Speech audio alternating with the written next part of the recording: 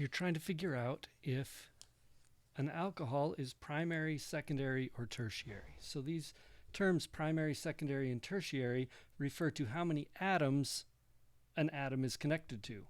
If it's connected to 1, it's primary, 2, it's secondary, 3, it's tertiary. I'm going to take this structure and convert it to a line angle structure because that's almost always easier.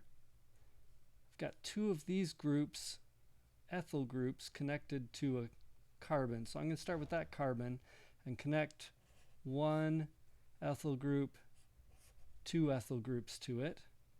And then I've got an H and an OH. If you pay attention to alcohol groups, they always connect to just one other atom, one carbon atom.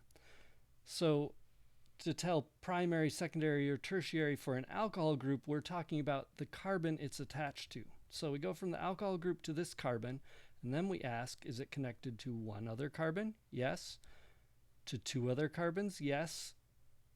That makes it secondary. Again, it's kind of hard to see, although you could figure it out from here. I'm going to go to the line angle structure. There's a carbon to a methyl group, to an ethyl group, to an OH.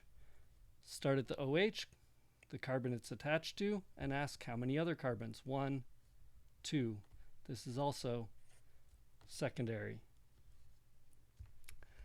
Let's go up here. O is attached to 1 carbon, but how many carbons is that attached to? 1, 2.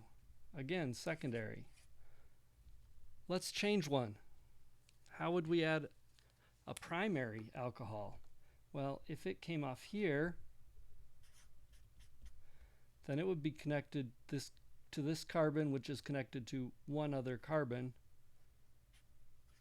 and that would be primary. All right, let's go down to the last example.